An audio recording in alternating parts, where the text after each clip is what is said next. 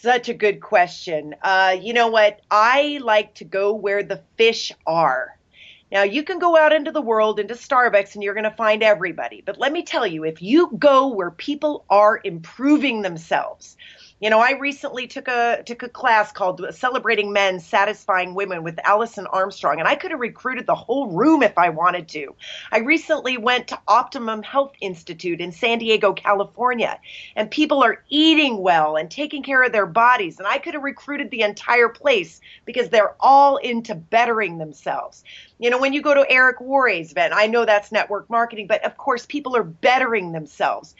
Go where people are trying to better themselves and looking at their own shadow work and finding out, what is keeping them from their greatness. So you can go out into the regular world or you can go to the world of people that are looking to improve.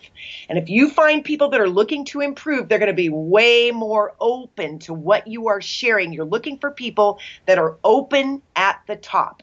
And I don't know if you have time for my M&M story, but maybe not. It's in my book.